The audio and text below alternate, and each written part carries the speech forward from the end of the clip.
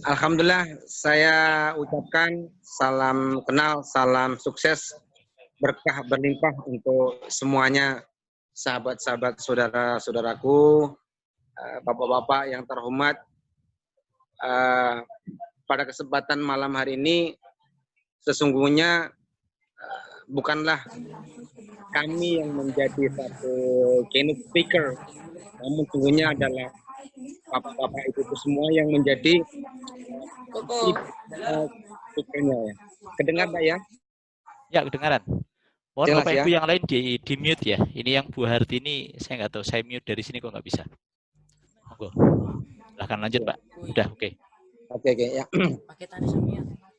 Nah, materi saya akan sedikit bicara singkat saja dari materinya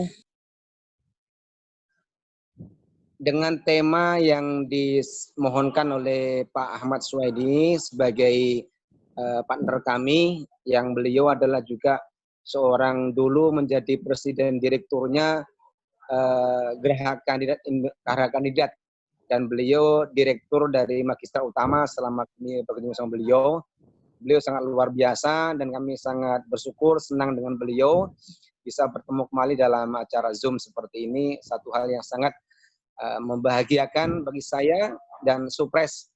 Salam aplaus buat Bapak Ahmad Suwaidi, adalah orang yang luar biasa. Ya. Luar biasa besarnya Pak. Ya, Gendut masalahnya.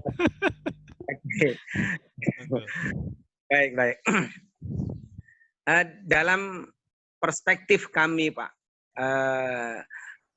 kami sudah cukup lama berkecimpung dalam dunia motivasi sebenarnya. Ketika kami berhenti dari Magistra Utama bersama-sama dengan Pak Ahmad Suwaidi, kemudian kami di Bangka Belitung hijrah bersama dengan istri ke sini.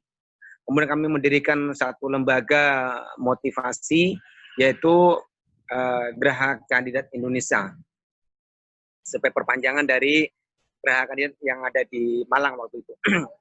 Kami alhamdulillah berkiprah bersama-sama dengan kawan-kawan, kemudian membentuk berbagai kegiatan, aktivitas, training motivasi, dan alhamdulillah kita juga mengembangkan satu unit usaha yang sekarang menjadi satu project buat kami sebagai ikhtiar untuk mengharap keberkahan daripada rezeki dari Allah Subhanahu wa Ta'ala. Nah, kata yang kami ambil dalam konteks pengembangan usaha kami adalah dalam training ini selalu terinspirasi oleh sukses, berkah, berlimpah. Istilah kata sukses, berkah, berlimpah. Kenapa kita mesti sukses dan kenapa kita mesti harus berkah? Kenapa kita mesti berlimpah? Hidup ini mesti harus sukses, hidup ini mesti berkah, dan hidup ini mesti berlimpah. Itu kata kunci yang menjadi inspirasi buat kami, dan itu kami menjadikan satu bagian yang harus kami kembangkan. Harus kami raih seoptimal mungkin agar kita menjadi manusia yang betul-betul memberikan manfaat besar dalam kehidupan ini. Bagaimana seorang bisa menjadi inspirator ketika seorang itu nggak sukses? Bagaimana orang bisa menginspirasi orang lain ketika orang tersebut tidak berkah hidupnya? Bagaimana orang bisa menginspirasi seorang ketika dia hidupnya tidak ada keberlimpahan? Nah, itu menjadi satu kata kunci yang membuat saya kemudian membangun diri dan berusaha memotivasi saya sendiri dan keluarga dan rekan-rekanan kami, partner-partner kami untuk meraih daripada ketiga kata kunci tersebut untuk menjadi manusia yang sukses, berkah, berlimpah. Nah, kemudian apa sih sesungguhnya sukses itu? Apakah manusia semua bisa sukses? Sejauh ini yang kita lihat bahwa banyak manusia yang bilang nggak sukses. Ada manusia bilang dia tidak merasakan bahagia hidupnya, dia merasakan tidak ada rezeki yang banyak dalam hidupnya, banyak hal. Nah, perspektif seperti itu sesungguhnya terjadi pada kesalahan mindset. Jadi kesalahan mindset pada seorang yang menyebabkan dirinya sendiri adalah terjebak dalam kerangka berpikir yang akhirnya dari mindset tersebut menjadikan dirinya adalah keterpurukan dalam sebuah persepsi untuk meraih sebuah kehidupan tersebut. Ini yang menjadi masalah, Bapak Ibu. Jadi kalau seorang untuk meraih dalam kehidupannya dan dia sendiri tidak memiliki perspektif dalam cakrawala dia berpikirnya, maka bisa dipastikan hidupnya berada kerangka dalam pemikiran yang salah. Tapi kalau mindsetnya betul, cakrawala dia berpikirnya betul, kemudian dia cara mengaplikasikan dalam cara berpikirnya dia betul, maka langkah yang dia capai untuk meraih tujuannya pasti akan dalam kondisi dia mudah. Tapi kalau mindsetnya, kemudian kerangka berpikirnya, kemudian actionnya, kemudian hal-hal lainnya yang menjadi satu kerangka kelengkapan tersebut, maka dia akan mengalami banyak kendala. Nah, masih dalam kata sukses itu sendiri, kita harus meyakini semua orang itu sukses. Semua orang yang Allah ciptakan kepada kita itu sudah dijamin kesuksesannya. Itu. Kalau orang kita mau meyakini bahwa kita sukses, mesti kita sukses. Artinya bahwa Allah menciptakan manusia itu dalam kesuksesan. Karena berdasarkan daripada Al-Quran surat Al-Isra ayat 17 menyatakan walaqad karramna bani adama. Nah, sesungguhnya Allah Subhanahu wa taala telah memuliakan anak cucu Nabi Adam. Begitu. Itu, Pak. Jadi kita semua ini sudah diplotkan, sudah diberikan satu kerangka oleh Allah Subhanahu wa taala, diciptakan manusia untuk menjadi sukses. Kenapa menjadi manusia yang nggak sukses? Karena dia salah menempatkan dalam kerangka berpikir, menempatkan zonanya dirinya sendiri, tidak masuk dalam zona Allah. Nah, itu di situ. Sehingga mereka tidak sukses. Nah, sukses ini dalam perspektif yang adalah bukan perspektif sukses dalam arti yang hanya berkelimpahan harta, tidak. Walaupun sungguhnya juga harta menjadi satu mutlak bagian daripada indikasi orang itu berkecukupan. Namun tidak serta-merta bahwa orang yang sukses itu selalu terindikasi orang-orang yang banyak hartanya, banyak mobilnya, banyak rumahnya, banyak berlimpah, kemudian motornya banyak, dan barangkali istri simpanannya banyak begitu. Itu yang kadang-kadang di era-era sekarang begitu.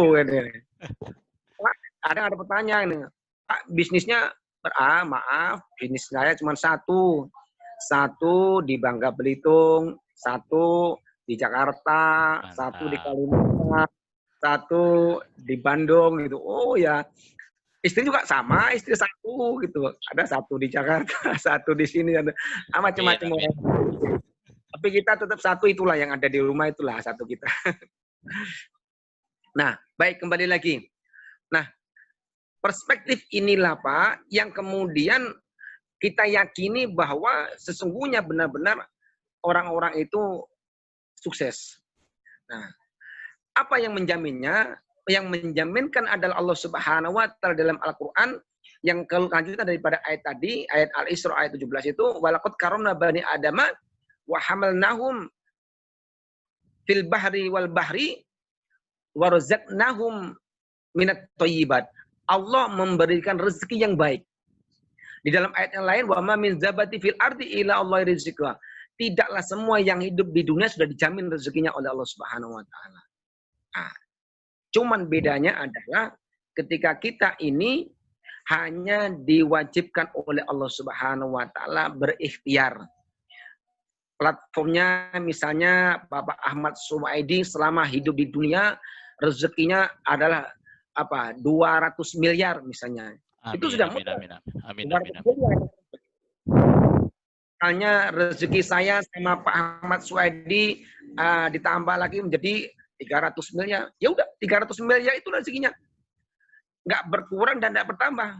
Bahkan dikatakan oleh ulama, sampai dia nafas terakhirnya, tidak akan mungkin rezekinya tersisa di langit. Wah, plot turun semuanya. Nah, bahkan sampai terjadi pada cerita seorang ulama, ternyata dia ketika nazak itu minta air. Tolong minta air minum. Ketika minta air minum, selesai. Ternyata dikatakan oleh ulama bahwa air minum itu adalah rezeki yang terakhirnya dia. Gitu. Jadi nggak akan pernah sisa.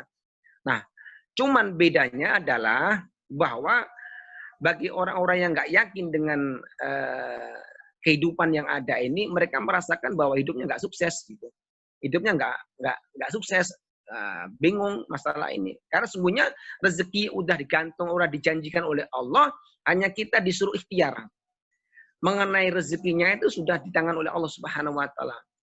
Tapi kalau kita ikhtiar berpikir, kemudian kok nggak berhasil, kita pikirkan di mana rezeki kita menjadi gundah gulana, menjadi bingung. Maka akhirnya ada yang stres, ada yang tidak tenang dalam kehidupan ini. Kenapa kok hidup saya begini gitu. Kadang-kadang situ. Ini yang pertama. Masih pada bahasan suksesnya. Yang kedua adalah terkait dengan sukses ini, bahwa orang di antara kita ini sering terjadi unconnecting sama Allah. Tidak terjadi koneksi dengan Allah. Hubungannya mudah terputus sama Allah. Kenapa? Karena hubungannya dia sama Allah terputus, pemberi rezeki Allah, dia putus sendiri hubungan sama Allah. Maka kemudian terputus juga urusannya sama Allah. Yang ngasih sukses Allah, yang ngasih rezeki Allah, yang kemudian mengembangkan semua ini Allah, yang memberikan kesehatan juga Allah, tapi dia terputus. Apa terputusnya? Dia berada pada suudon dengan Allah. Prasangka buruknya dengan Allah. Ana indal dhonni abdi, aku tergantung daripada prasangka hambaku. Kalau orang manusia berprasangka baik dengan Allah, maka Allah juga prasangka baik dengan hambanya. Tapi kalau seorang hamba prasangka buruk dengan Allah, maka tidak ada kesuksesan baginya. Allah juga bagaimana dia prasangkanya itu. Nah, kemudian yang ketiga adalah untuk meraih sukses itu ada kita di rumah ini punya yang namanya dua bidadari. Dua bidadari. Yaitu bidadari pertama adalah istri kita, bidadari kedua adalah ibunda kita. Maka orang-orang yang sukses, seorang laki-laki yang sukses, itu di belakangnya ada istri yang mendoakannya. Itu udah pasti. Kalau ada suami yang sukses, itu tengok belakangnya, pasti ada istri yang selalu mendoakan dia. Nah, begitu juga kadang-kadang orang istri yang sukses juga ada orang tuanya, ibunya yang selalu mendoakan kepada dia. Pak, ini misalnya pertanyaannya, Pak, ini dia belum punya istri, tapi dia sukses. Jangan ditambahkan dengan, oh mungkin istri simpanannya yang selalu mendoakan. Jangan, tidak boleh. Gitu. Nah, artinya bahwa orang-orang yang sukses itu pasti di belakangnya ada. Nah, doanya seorang istri, doanya seorang ibunda, itu akan mampu mengantarkan dia kemudian dalam meraih kesuksesan yang lebih cepat untuk meraihkan daripada keberkahan sukses di dunianya. Nah, masih banyak item yang lain terkait dari meraih suksesnya itu, maka ini permudah. Nah, dari kerangka berpikir inilah kemudian dia akan diberikan kemudahan oleh Allah Subhanahu wa taala untuk mencapai kesuksesan tersebut. Nah, kalau demikian, maka dia akan mudah. Maka dia akan memberikan satu percepatan dalam kehidupan ini. Orang sekarang ini harus masuk pada zona extra mile. Artinya orang banyak berpikir, bertindak, melakukan satu pekerjaan hanya apa adanya. Tapi bagi orang-orang yang sukses adalah kerja extra mile. Berpikir tidak layaknya orang-orang. Dia bekerja tidak layaknya seperti orang lain bekerja, dan dia bertindak, dia tidak seperti layaknya orang bekerja. Dia bertindak dan berpikir lebih cepat daripada orang-orang lainnya. Nah, begitu. Nah, ini masih seputar daripada sukses, masih banyak item-item lain yang biasa saya bahas dalam materi-materi training untuk pengembangan dan personal development untuk mengkupas dulu bagaimana meraih sukses pada diri kita sendiri. Berikutnya nanti berkah, dan berikutnya nanti masih bahasan tentang bagaimana meraih keberkahan hidup, bagaimana meraih keberlimpahan hidup. Masih cukup panjang bahasanya, kita bisa bahas nanti di berikutnya. Saya kira untuk membahas bagaimana kita meraih sukses ini di lingkup itu dulu, nanti kita bisa diskusi, bisa kita bahas. Sementara Pak Ahmad, di sini dulu materinya bisa kita nanti kembangkan dalam forum diskusi. Jika ada yang bisa dikaji bersama-sama, saya sangat bersyukur dan senang sekali. Saya berharap ada yang bapak-bapak yang mendengarkan saya ini menyumbangkan tambahan saran. Saya yakin beliau-beliau lebih senior daripada saya, lebih mulia, lebih agung pemikirannya, lebih hebat. Insya Allah bisa memberikan tambahan pemikiran buat kita semuanya dalam diskusi ini. Tidak ada ingin maksud mengajari, membimbing, tidak ada, cuman hanya proses sharing untuk kita berpikir sama-sama untuk saling memberikan motivasi. Saya kira itu Pak Ahmad, bisa ditindaklanjuti diskusi boleh. Baik, terima kasih Pak Misti, luar biasa. Alhamdulillah kita bisa bersilaturahmi dengan beliau di sela-sela kesibukannya. Tadi habis ngisi, belum minum, sudah suruh ngisi lagi gitu ya. Terima kasih Pak Misti. Ini juga saya sapa yang di Facebook, ada Pak Wasid, ada Pak Nizar, ada Pak Toto. Banyak sekali yang juga aktif di Facebook untuk melihat. Karena memang kadang-kadang dengan Zoom ada sedikit kendala. Nah, Bapak-Bapak, tentu saya berharap jangan sampai yang diingat yang satu tadi ya. Yang satu di mana tadi. Kalau yang rezekinya oke lah. Oke, Bapak-Ibu sekalian, satu hal yang luar biasa bahwa kita sering mendengar bahwa rezeki, jodoh, mati itu adalah urusan Allah. Tadi itu rahasia Allah, kita tidak pernah tahu. Andai kita tahu, Masya Allah luar biasa. Ya, kita tadi disampaikan oleh beliau, ketika rezeki seseorang itu anggap aja 1 miliar, kemudian setelah dia hitung, itu nilainya dia sudah menghabiskan 999.999.000, maka dia mulai detik itu dia nggak akan makan, nggak akan berani macam-macam, karena tinggal 1.000 uangnya. Jadi dia akan berpikir gimana caranya uang 1.000 ini nggak kemana-mana agar nggak jadi mati gitu kan, nggak jadi habis gitu. Karena setelah itu sudah nggak ada jatah lagi. Mati juga demikian. Andaikan kita diberikan usia oleh Allah, ternyata oke, si Ahmad kamu usianya hanya 50 tahun 10 hari, maaf 50 tahun 10 hari. Maka begitu saya masuk ke 50 tahun, 10 hari saya yakin mungkin stres saya. Ya, karena kita tahu gitu ya. Untungnya Allah nggak pernah memberitahukan kepada kita rezeki, jodoh, dan mati, sehingga kita bisa mengoptimalkan diri kita untuk beraktivitas, berusaha, berikhtiar, beramal, sehingga pada saatnya nanti kita betul-betul bisa husnul khotimah. Bapak Ibu sekalian, monggo silahkan kalau ada yang ingin bertanya bisa melalui chat atau mungkin bisa melalui mungkin raise hand atau boleh melambaikan tangan. Ya, melambaikan tangan, nanti setelah itu dinyalakan mic-nya, silahkan kemudian bertanya. Silahkan Pak Saiful Bahri, monggo silahkan Bapak. Ya, terima kasih Pak Suhaidi. Ya, Assalamualaikum warahmatullahi wabarakatuh.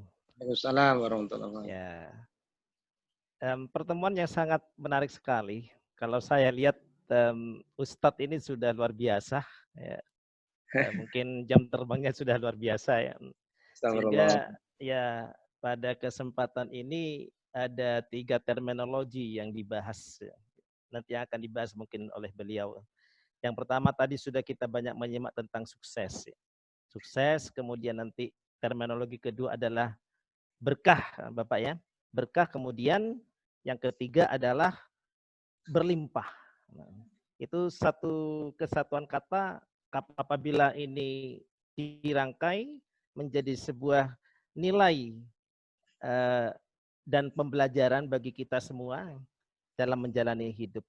Kalau saya lihat, kalau saya simak tadi memang sama seperti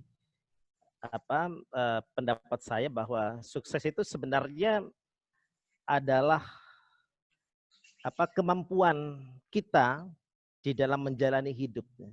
Jadi sukses itu bukanlah suatu tujuan, Bapak ya. Mungkin begitu ya, bukan suatu tujuan. Kalau dalam bahasa Inggrisnya itu success is not destination but it is a journey. Jadi perjalanan hidup kita. Nanti kalau dibahas lagi dijadikan satu menjadi berkah ya.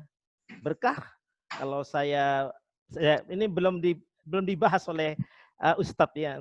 Atau nanti saya pending dulu ya. Kalau menurut saya berkah itu kira-kira adalah sesuatu kebaikan. Ya. Keywordnya adalah kebaikan. Artinya karunia Tuhan, karunia Allah yang diberikan kepada kita yang penuh dengan kebaikan. Itulah berkah. Kalau kita kombinasikan dengan sukses tadi, Pak Ustadz ya, mungkin sukses itu memang kalau di banyak persepsi orang adalah berkaitan dengan harta. Nah ini yang sering keliru. Orang itu banyak hartanya itu berarti sukses. Orang itu menjabat atau menduduki jabatan penting itu adalah sukses.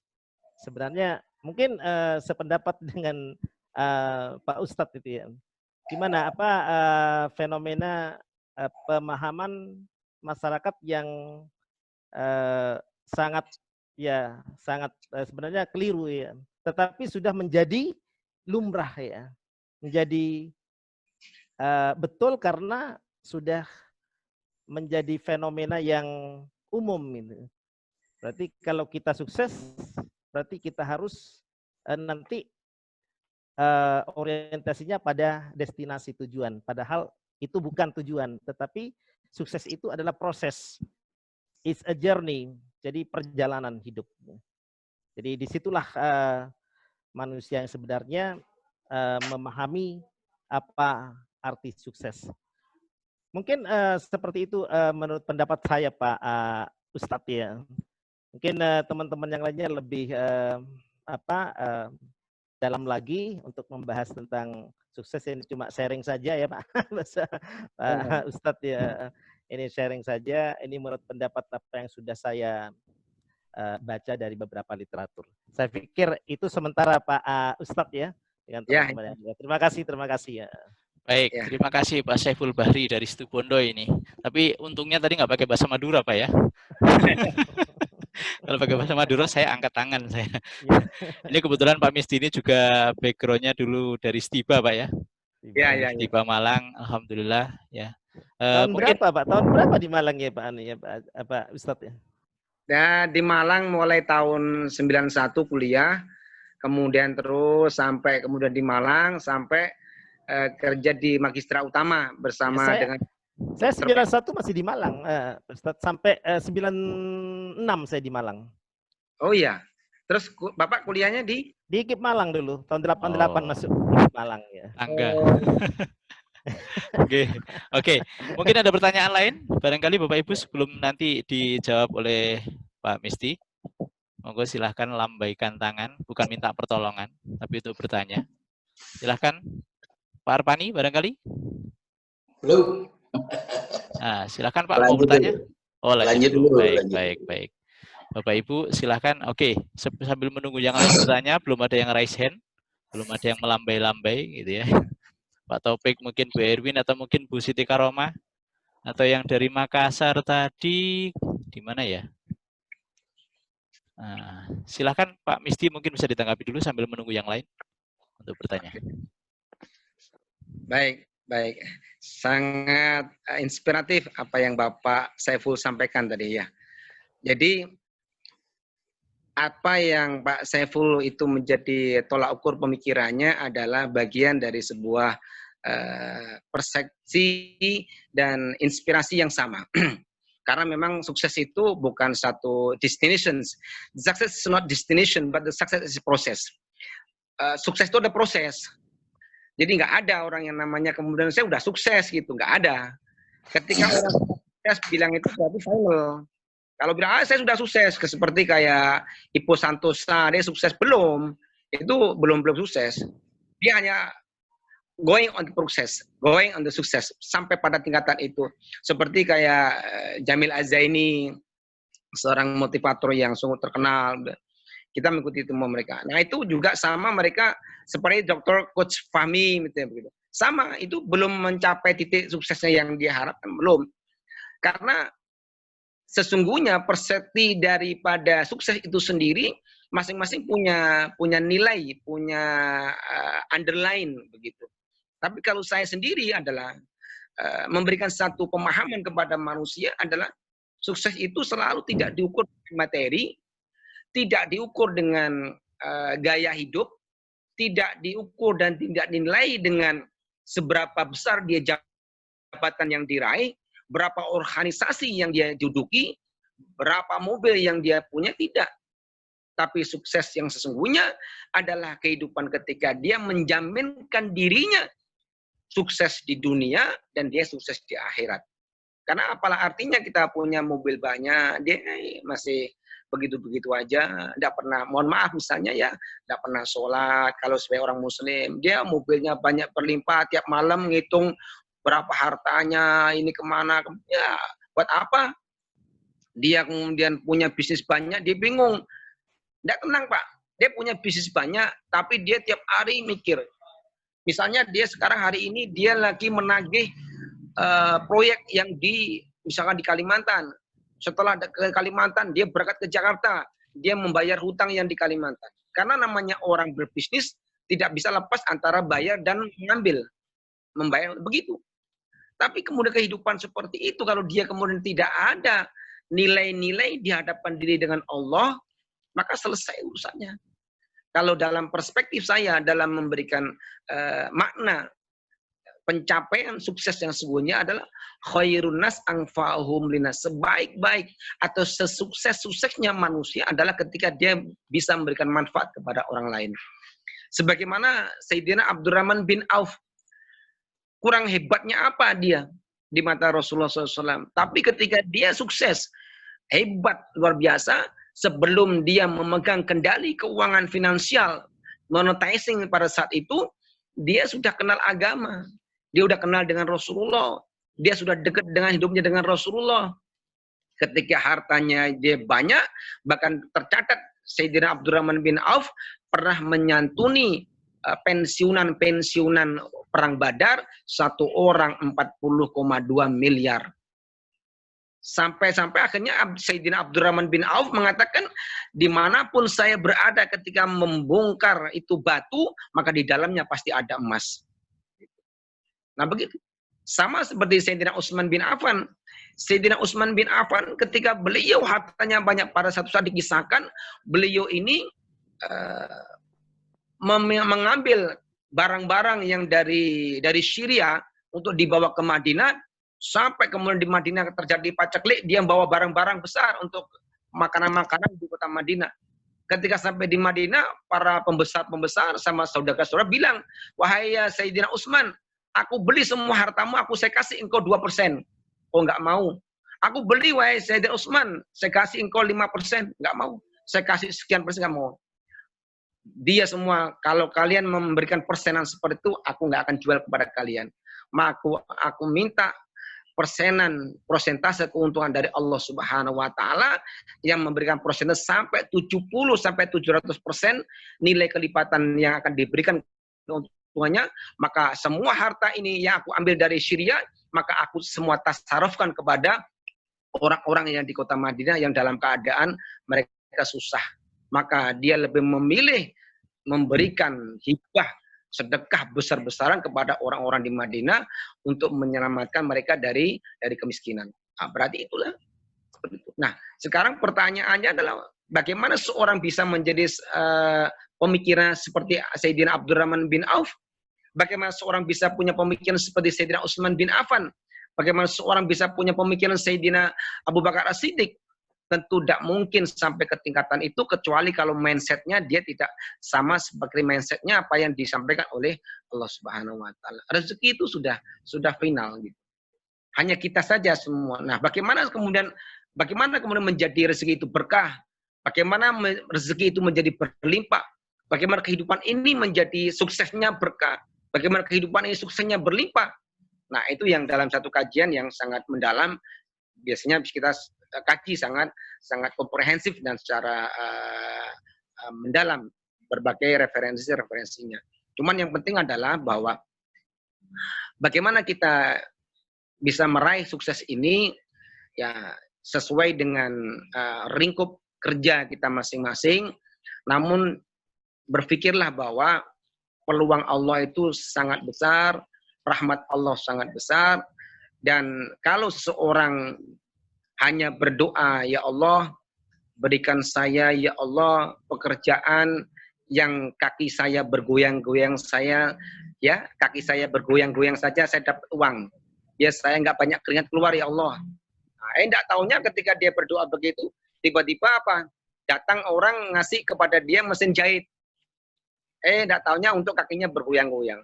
Dia lupa berpikir bahwa ketika dulunya, oh kok kenapa ya ada orang yang ngasih saya mesin jahit. Oh ternyata iya dulu sebulan yang lalu saya berdoa minta sama Allah, ya Allah berikan saya pekerjaan bisnis yang kaki saya bergoyang-goyang saja dapat rezeki, dapat uang. Ternyata apa? Ya jadi tukang jahit gitu. Nah, atau lainnya seperti itu. Maka kadang-kadang doa itu juga menjadi satu motivasi untuk kita meraih bagaimana sukses yang lainnya yang ada pada diri kita. Misalkan seorang dosen, ya kalau memang dia konsentrasi hanya fokus jadi dosen, ya sudah fadol, tidak masalah. Tapi ketika dia dosen dan ingin mengembangkan visi yang lain, tentu akan bisa berlipat-lipat. Cuman hanya caranya bagaimana melipatkan daripada usaha tadi itu, ya tentu saja tidak bisa hanya cukup sukses saja. Bagaimana menjadi berkah dan berlimpah tadi itu bahasan yang berikutnya 1-3 terminologi yang tidak bisa kita lepaskan. Karena hanya orang sukses saja pasti dia akan kejebak ketika dia tidak menjadikan hidupnya berkah. Maka orang yang berkah saja ketika dia tidak bisa berlimpah, maka dia tidak bisa untuk berbagi kepada orang lainnya. Berbagi dalam ilmu, berbagi dalam manfaat, berbagi dalam rezeki, berbagi dalam sharing, inspiring, dan sebagainya, maka itu mutlak bagi kita semuanya.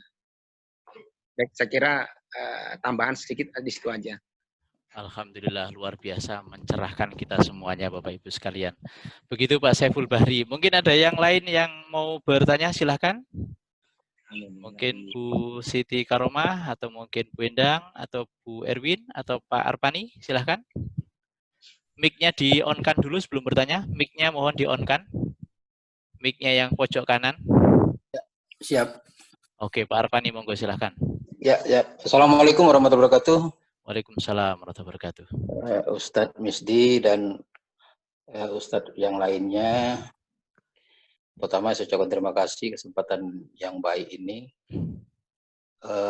Saya pernah mendengar dan tadi barusan juga mendengar dari Ustadz Misdi bahwa rezeki itu sudah tertulis di Lauhul Mahfuz.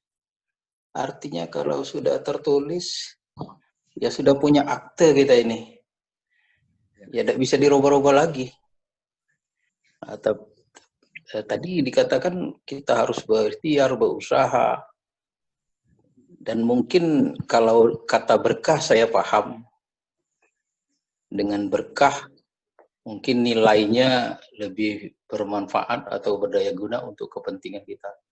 Tapi yang agak susah bagi saya, kalau berbagi ilmu itu sudah saya lakukan. Saya sebagai guru, berbagi ilmu kemana-mana, saya selalu berbagi ilmu. Saya juga tidak pernah meminta sesuatu kalau berbagi ilmu. Yang susah itu berbagi rezeki ini Ustaz. Nah bagaimana menyadarkan hati ini ketika kita berhadapan dengan orang-orang yang memang kadang-kadang sangat layak untuk kita bantu, tetapi pikiran kita ini sering berubah. Ketika mau berangkat dari rumah, niatnya mau memberi ini dan sesuatu, ketika dalam perjalanan kadang-kadang berubah. Nah ini untuk memantapkan hati untuk berbagi rezeki, ini mohon ini sarannya bagaimana? Karena terkadang kita juga selalu mengukur, ya maaf kita PNS gitu kan, mengukur harus sampai tanggal sekian. Untuk anak kuliah sekian. Ketika uang di dompet ini mau dikasihkan ke yang lain, ukuran kita selalu ya normatif saja. Kadang-kadang kita lupa dengan Allah ketika mau berbagi. Nah, bagaimana ini menyadarkan ya hati atau kolbu kita ini supaya kita betul-betul sadar memang kita layak untuk berbagi, dan rezeki itu memang betul-betul nanti Allah yang mengaturnya. Demikian Ustaz, mohon pencerahannya. Terima kasih. Assalamualaikum warahmatullahi wabarakatuh. Assalamualaikum warahmatullahi wabarakatuh. Mungkin ada yang lain lagi barangkali? Saya silakan. Bu Siti Karomah kayaknya tadi mau bertanya. Silakan Bu, di mic-nya dinyalakan dulu. Mic-nya dinyalakan Ibu. Silakan. Oke, monggo Bu Siti Karomah. Assalamualaikum warahmatullahi wabarakatuh. Waalaikumsalam warahmatullahi wabarakatuh. Alhamdulillah, terima kasih banyak Pak Ahmad sudah memberikan fasilitas sehingga saya bisa bergabung di acara malam ini. Ada orang Malang yang masih. Pada Pak Ustadz, saya ingin bertanya terkait rezeki Pak Ustadz ya. Ya, suara saya bisa masuk Pak ya? Jelas, sangat jelas. Ya, alhamdulillah. Gini Pak, saya sering mendengar itu begini, misalkan orang berhutang ya Pak ya, orang berhutang itu ada yang bilang gini, oh itu sudah jatah rezekimu, itu cuman yang kamu ambil duluan itu, apakah benar seperti itu gitu Pak? Mohon penjelasannya. Terima kasih, itu saja Pak. Assalamualaikum warahmatullahi wabarakatuh. Assalamualaikum warahmatullahi wabarakatuh. Ada lagi, satu lagi, monggo. Oke, sambil menunggu ini selamat datang juga yang baru gabung Pak Yudi Lesmono dari Malang, Lasmono dari Malang. Kemudian Bu Iin, nah ini dari mana wallahu alam ya. Baik Pak Misti, silakan Pak Misti. Ya, baik. Terima kasih. Saya Pak Arpan ini kayaknya kalau nggak salah juga orang Bangka ini ya. Pak Arpan itu kalau salah. Pak Arpani Abdullah. Ya, baik. Terima kasih. Jadi begini. Terkait dengan bagaimana beratnya kalau seorang manusia untuk berbagi, menjadi satu kendala untuk berbagi. Sesungguhnya yang mesti harus kita pahamkan pada diri kita, adalah bahwa ketika rezeki kita itu dikasih oleh Allah, maka Allah menitipkan rezeki orang lain melalui kita. Itu Pak, sesungguhnya.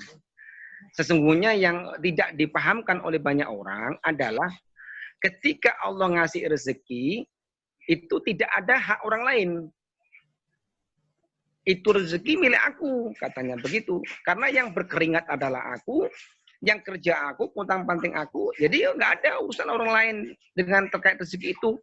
Begitu. Ketika dia ada orang misalkan pengemis datang, saya ngasih ya karena memang itu belas kasihan aku aja. Nah, ini persepsi yang salah. Sesungguhnya adalah bahwa persepsi yang benar menurut syariat adalah bahwa ketika seorang dikasih rezeki oleh Allah besar, maka di dalam rezeki itu ada haknya orang lain. Maka di dalam syariat Islam ada namanya zakat mal, ada namanya infak, ada namanya sedekah. Itu sudah dinaskan oleh Allah dalam Al-Quran dan hadis begitu. Jadi dalam diri kita, maka mutlak berapapun yang kita tasarufkan, berapa yang kita keluarkan, itulah memang perintah Allah. Jadi sehingga ketika kita mengeluarkan, jangan berpikir kok berat. Lah ngapain berat? Wong itu memang Allah nitipkan di situ untuk berbagi begitu. Nah, jadi ketika merasakan berat, berpikir takut kemudian ini habis, takut ini hilang, bahwa disitulah ada godaan dan kita masih belum meyakini dalam mindset kita bahwa rezeki itu adalah milik murni kita. Sesungguhnya rezeki itu adalah bukan murni milik kita, adalah milik sebagian ada orang lain dan sebagian adalah milik kita. Itu di situ. Yang mesti kita yakini juga yang kedua adalah rezeki halal, rizkun halalun hisabun wa rezeki haramun azabun. Rezeki yang halal yang Allah kasihkan kepada kita itu pasti dihisab, pasti dihitung-hitung nanti oleh Allah dari mana dapatnya, bagaimana mendapatkannya, dan bagaimana setelah dia dapat itu murni untuk dirinya sendiri, nggak pernah peduli dengan yang lainnya atau bagaimana.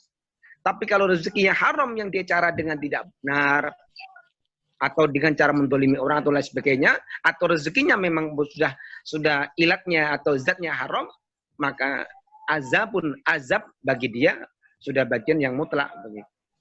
Nah, kembali lagi, bagaimana Pak kalau kemudian saya ini ketika dapat gajian, bingung ini Pak, yang saya keluarkan segini-segini, mau saya sedekahin, bingung. Nah, itu hanya pola mindsetnya Pak. Jadi kalau untuk urusan rezeki, itu harus pakai otak kanan. Ya. Jangan pakai otak kiri. Otak kiri selalu bermain dengan hitung-hitungan. Kalau otak kanan nggak pernah berhitung. Ya, otak kiri selalu berhitung-hitungan, tapi kalau otak kanan nggak pernah pakai hitung-hitungan. Artinya ketika dia dapat rezeki 1 bulan gajinya misalkan 5 juta. Otak kiri kalau Bapak melihat 5 juta dan Bapak menggunakan otak kiri, Bapak menghitungnya untuk bayar kredit motor sekian. Untuk kemudian bayar listrik sekian. Bapak untuk bayar ini sekian-sekian. Tinggal total jenderal ternyata tinggal 500.000. Ketika 500.000 ini mau kita sedekahin bingung. Oh ya, habis sudah ini. Bayar ini, bayar itu, ini habis. Akhirnya nggak jadi sedekah. Nggak jadi melipat gandakan rezeki tadi enggak. Tapi ketika kita menggunakan otak kanan, menggunakan white brain, maka dia nggak pernah berhitung-hitung dengan itu. Gitu. Nggak pernah berhitung dengan masalah pembangkit itu. Ya, ambillah hartanya itu, ngitungnya itu nanti, dia ambil dulu, sedekahkan dulu, karena dengan hitung-hitungan sedekah, dia berasumsi, dan kemudian asumsi itu dibenarkan dalam syariat, maka punya uang 100.000, ketika dia ambil 10.000, maka sama dengan 190.000. Gitu dah. Artinya apa? Bukan 100.000 dikurangi 10 menjadi 90.000, bukan. Jadi matematika sedekah itu adalah ketika orang punya uang 100.000, diambil 10 disedekahkan, maka sama dengan 190. Kok bisa? Iya. 100.000 dikurangi 10 masih 90, betul. 10-nya kenapa? Nah, 10.000 itu di dalam Al-Qur'an man ja'ala hasanati falahu asyru amsaliyah. Barang siapa yang mendatangi satu kebaikan, maka Allah lipatkan menjadi 10. Berarti 10 kali 10 menjadi 100, berarti 110. Mas, dan itu udah pasti jamin oleh Allah. Nah, ini matematikanya begitu. Nah, bagaimana dengan rezeki yang kita dapatkan dari gajian? Maka ambil dulu untuk kita sedekahin dan beranikan diri untuk melawan hawa nafsu tadi itu. Dan itu tinggal perputaran aja. Perputaran aja untuk mendapat kelipatan dari para rezeki itu. Nah, kemudian yang kedua terkait dengan Ibu tadi, apakah utang itu sudah rezeki yang diambil dulu ya? Saya tidak membahas apakah itu rezeki yang sudah diambil dulu kalau berhutang, itu tidak. Cuman saya ingin memberikan tips dalam hidup ini, sebenarnya hindari hutang. Tips hidup, hindari hutang. Jangan pernah kita berhutang dalam hidup ini, tapi munajatlah kepada Allah, hidup dengan cash payment. Cash payment. Di zaman Nabi, Rasulullah jarang, ada sekali Rasulullah menggadaikan bajunya untuk mendapatkan uang, ada.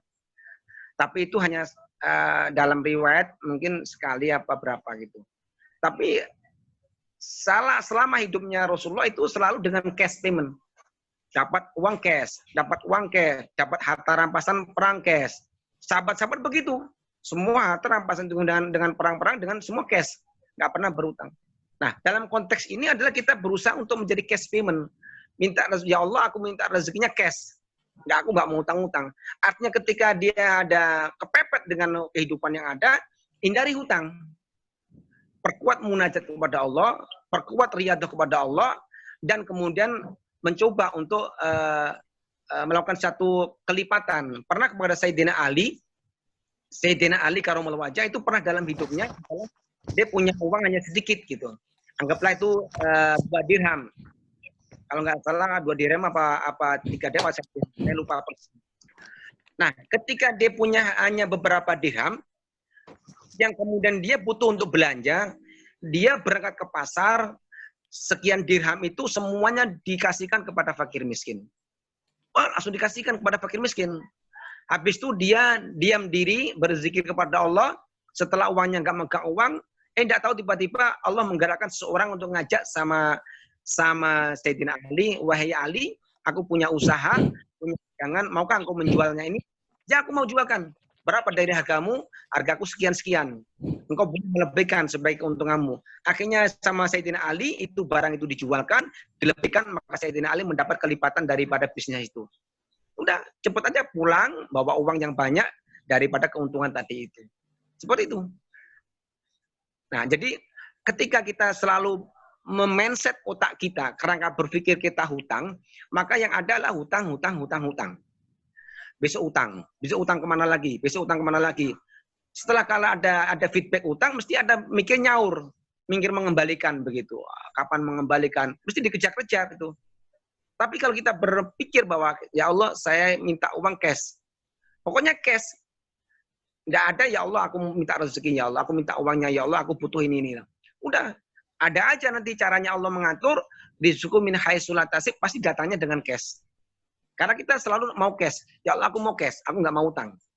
Udah sabar aja, nggak ada uangnya berpuasa, nggak ada uangnya riyadhah, ngaji Quran, ngaji apa sudah begitu aja sebenarnya. Itu kalau bermindset seperti itu. Nah, ketika semua sudah berjalan, bagaimana Pak kalau dengan bisnis kita ada hutang? Ya, bahasanya kan bukan hutang, tapi bahasanya adalah investasi. Arti investasi itu adalah pengaturan bisnisnya yang dengan investasi adalah dengan kerjasama, dengan sistem bagi hasil. Kan beda dengan hutang gitu. Itu yang disarikan dalam. Insya Allah kita akan tenang keadaan itu. Mohon maaf, kira-kira seperti itu bahasanya. Luar biasa, subhanallah. Kita mendapatkan pencerahan yang sangat-sangat detail, sangat-sangat jelas. Ini ada satu pertanyaan, Pak, ya, Pak Misti dari chat, dari Bu Endang. Bagaimana jika masih punya hutang? Apakah harus berbagi rezeki? Mungkin beberapa sudah terjawab, tapi bisa dipertegas kembali. Yang kedua, berbagi itu kepada orang lain atau kepada keluarga dulu? Barangkali itu, Pak Misti. Mungkin bisa dilanjut. Ya. Ketika kita punya hutang, apakah kita harus bersedekah dulu atau membayar hutang?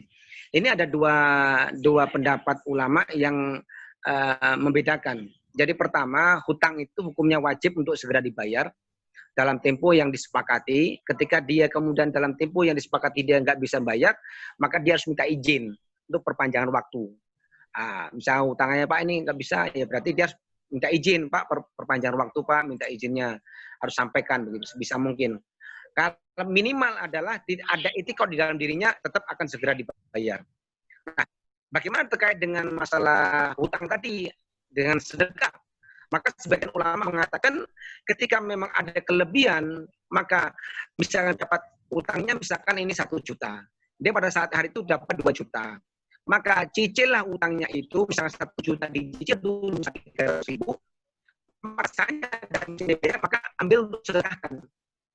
Ketika disedekahkan, maka sedekah tadi akan dilipatkan oleh Allah, maka untuk memperkaya daripada rezeki tadi. Melipatkan daripada rezeki tadi. Nah, dengan sedekah itu, sehingga utangnya juga dibayar, maka sedekahnya juga berjalan. Nah, jadi memilahkan utang juga ditunaikan, maka sedekah juga ditunaikan untuk sebagai bagian melipatkan dengan rezeki dan memberkahkan daripada kehidupan yang ada. Nah, begitu. Oke. Sebaiknya ke orang lain dulu atau ke keluarga, Pak? Sebaiknya kemana? Afdolnya adalah ke keluarga dulu yang dalam keadaan uzur, keluarga atau ponakan atau saudara ipar yang memang betul-betul membutuhkan, kemudian tetangganya kanan kirinya yang betul-betul membutuhkan, kemudian tetangga yang jauh, begitu. Maka hukumnya bersedekah itu batal atau tidak berpahala besar ketika dia bersedekah yang jauh, sementara tetangga kanan kiri atau saudara yang kandung atau saudara ini sangat membutuhkan, maka dia salah. Ya, luar biasa. Alhamdulillah Bapak Ibu, kita mendapatkan pencerahan tanpa terasa sudah jam 20.58. Kita masih punya waktu 30 menit lagi ya. Ini pencerahan yang luar biasa yang sangat terkait erat dengan kehidupan sosial kita sehari-hari. Tadi disampaikan oleh beliau, kalau saya mencoba menggambarkan ketika kita mungkin suatu saat diberi kemampuan untuk menyumbang kepada anak yatim, menyumbang kepada tetangga dan sebagainya, mungkin misalnya ya kita berdoa misalnya bisa menyumbang sampai senilai 100 juta. Nah, pesannya yang disampaikan tadi bahwa jangan sampai kemudian kita mengatakan bahwa wah saya hebat ini, saya bisa menyumbang. Padahal kita ini hanya sebagai pengantar, sebagai kurir. Sebagai kurirnya Allah untuk dititipi uang. Nih uang kamu tak kasih 200 juta, yang 100 juta ini sebenarnya bukan punyamu. Nah, kita sebagai kurir yang amanah, maka kita serahkan. Nah, kalau kurirnya nggak amanah, ini masalah. Akhirnya ketemu ujian niat, Pak ya. Ujian niat itu kalau yang pernah saya dengar, saya baca itu ada 3. Gitu. Jadi pertama itu pada saat meniatkan awal, Jadi bismillah ya Allah, saya hari ini mau ke masjid. Nah, itu niat pertama berhasil. Wah, tulus banget, ikhlas banget. Begitu keluar rumah, kemudian saya jalan kaki, ujian kedua muncul. Melihat ada orang yang mungkin mestinya sholat, tidak sholat, lalu saya berpikir, gimana ini orang-orang ini, kok malah nggak sholat, mau kayak aku sholat, nah, udah gagal udah niatnya. Nah, atau mungkin saya sudah sampai masjid, sudah berhasil luar biasa, begitu selesai pulang, pulang ke rumah, pas begitu layah-layah, lihat HP, kita baru berpikir bahwa, wah tadi saya paling khusyuk di masjid, udah habis sudah nilainya. Mungkin gitu. Jadi kita betul-betul harus menjaga niat itu. Bapak Ibu sekalian, luar biasa. Silahkan kalau masih ada pertanyaan lagi, Bapak Ibu. Nah, ini mumpung ada kesempatan, mohon doanya semoga kegiatan seperti ini bisa kita laksanakan. Jadi saya berpikir bahwa tidak peduli berapapun pesertanya, mau 2 orang pun face to face juga tidak masalah, gitu ya. Tanpa terasa Bapak Ibu saat ini, ya, Bapak Ibu sudah selama kurang lebih hampir 1 jam itu mengistirahatkan handphone kita untuk sesuatu yang mungkin, ya, seperti WA dan sebagainya. Dan itu yang saya ikuti seminar tadi sore, ya, seminar sebentar gitu ya. Jadi beliau menyampaikan kita butuh waktu atau dalam beberapa buku disebutkan perlu ada istilahnya fokus sebentar untuk sekedar 32 menit. Jadi kita fokus untuk melakukan sesuatu yang namanya unscheduled magical moment. Entah untuk belajar apa, entah membaca apa, dan sebagainya. Kalau itu bisa kita lakukan, menurut beliau, narasumber, dan termasuk penulis-penulis bukunya, beliau menyatakan itu akan menjadi bekal sukses luar biasa. Yang penulis misalnya, kadang-kadang kita menunda. Nah, kita butuh 32 menit aja menurut beliau, nggak usah lebih, udah 32 menit. Nah, ternyata 32 menit itu dalam sehari kalau bisa dilakukan 3 kali, itu kurang lebih 20% dari jam kerja kita. Ya, 20% dari jam kerja kita. Nah, kalau kita ambil dari sebuah ilmu yang sudah populer ya, itu 20-80. Nah, ternyata memang kalau kita melaksanakan 20% dengan fokus, akhirnya 80% hasilnya luar biasa.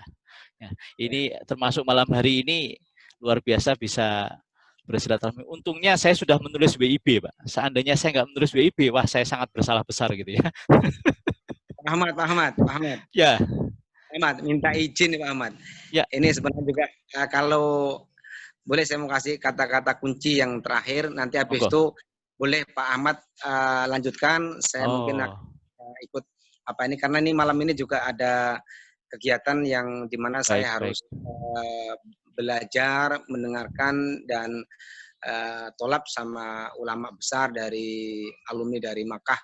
Abu Said Muhammad bin Ahmad. Saya ingin sedikit nanti biar Ahmad boleh teruskan mereview semuanya.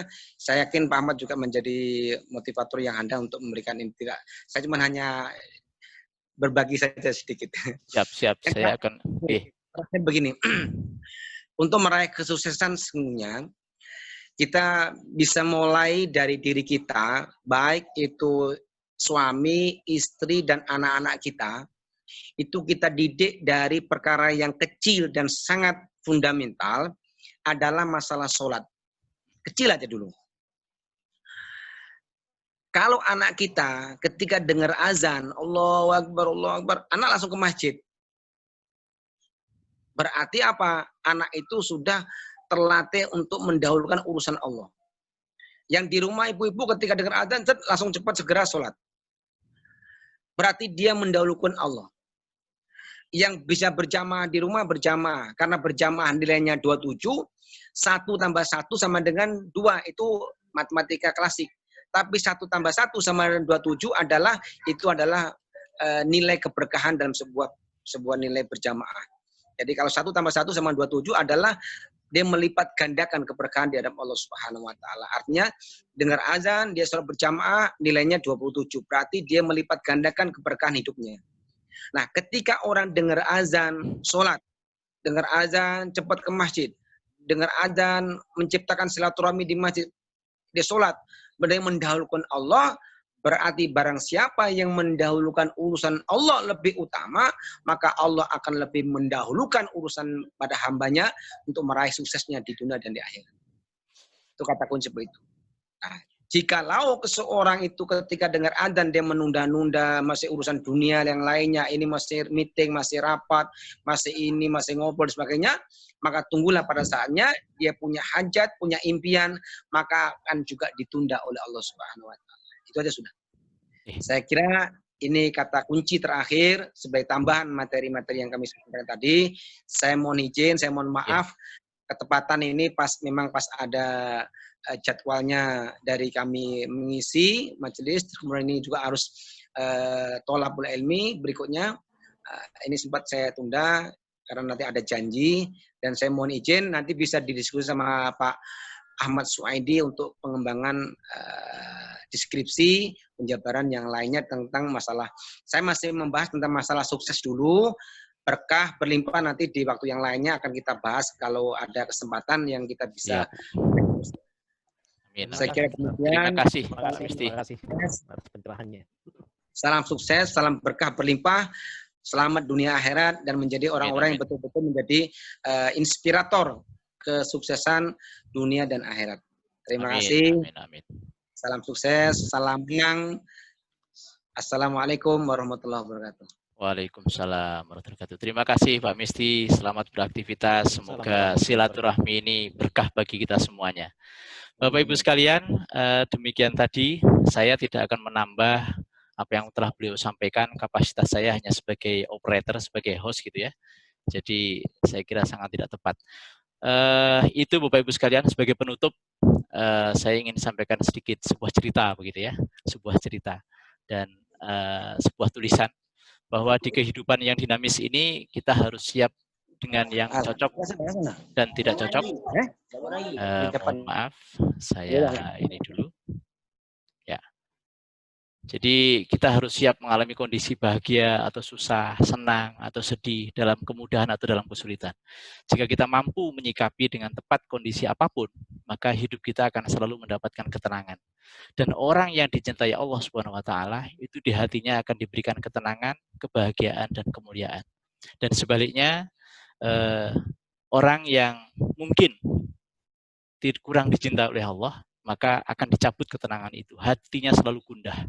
Kebahagiaannya akan dikurangi. Dan kemuliaan dari dirinya pun berangsur-angsur juga akan berkurang. Ada satu kisah yang luar biasa terkait rezeki dan sebagainya. Bapak Ibu, kita bisa belajar dari kisah orang yang dengan kondisi yang sangat berat, yang sangat sulit. Kalau saya gambarkan orang itu dengan rumah yang sangat sederhana, reot, atau mungkin bahkan pintunya dimasukin hewan pun bisa. Ia merasakan sangat bahagia sekali. Nah, ketika kita bertanya, kita tanya, kenapa Bapak dan Ibu kok bisa sangat berbahagia sekali? Padahal rumahnya kasur tidak ada, mungkin hanya beralaskan bambu. Kemudian masak setiap hari ya juga apa adanya dan sebagainya. Beliau menyampaikan bahwa dengan rumah yang sederhana ini, saya sangat bahagia, saya sangat senang. Karena apa? Yang pertama, menjadikan saya tidak sombong. Karena apa? Apa yang mau saya sombongkan? Saya nggak punya apa-apa. Kemudian yang kedua, dia menyatakan hidup saya jadi tenang. Kenapa? Karena tidak ada orang yang iri dengan saya. Nggak ada yang iri pengen rumahnya reot kayak saya, nggak ada. Yang susah payah seperti saya, nggak ada. Jadi tenang, nggak ada yang iri. Kemudian yang ketiga, dia sampaikan juga bahwa hidup saya, pekerjaan saya menjadi ringan. Kalau saya punya rumah besar, saya harus menyapu, harus ngepel, harus membersihkan. Cat pun nggak cukup 1 kaleng, butuh mungkin 20 kaleng. Tapi dengan rumah yang ada pada dia menyatakan, saya cuma sekali sapu atau 2 kali sapu udah bersih, nggak repot-repot, nggak perlu ngepel, nggak perlu ini itu dan sebagainya. Kemudian yang berikutnya beliau juga sampaikan dengan rumah yang sangat sederhana itu, dia hidup dengan nyaman sekali, dengan tenang sekali. Kenapa? Dia nggak takut. Apalagi kemarin, mohon maaf, begitu ada COVID, itu kan banyak sekali narapidana ribuan yang dikeluarkan. Semua gang di portal. Semua rumah dikunci ganda, dipasang tralis dan sebagainya.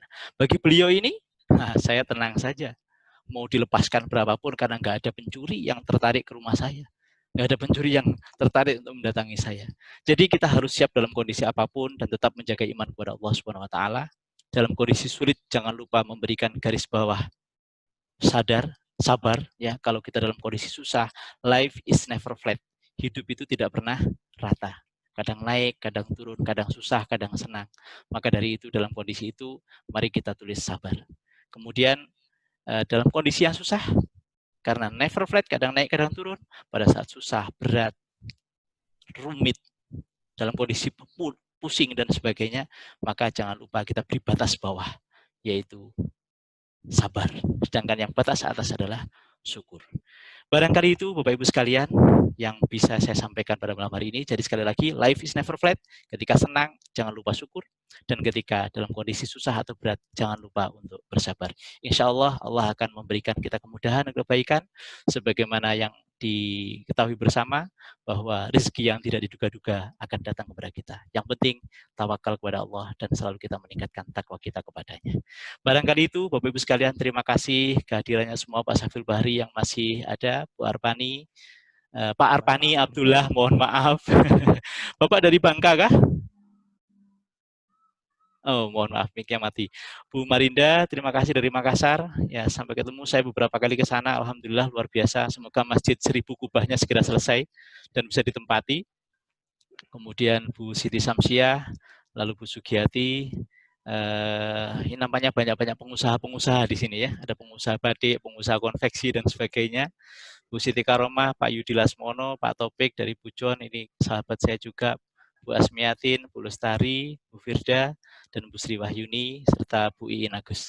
Saya kira begitu Bapak Ibu, terima kasih. Semoga ini memberikan manfaat. Insya Allah nanti saya akan mencoba mencari yang lain lagi untuk bisa berdiskusi. Saya akan share ke grup-grup saya, ke Facebook saya. Prinsip bahwa apa yang kami lakukan itu bisa dimanfaatkan siapapun selama itu menjadi hikmah bagi kita semuanya. Saya kira begitu, terima kasih, mohon maaf. Dari saya cukup sekian. Assalamualaikum warahmatullahi wabarakatuh. Waalaikumsalam warahmatullahi wabarakatuh.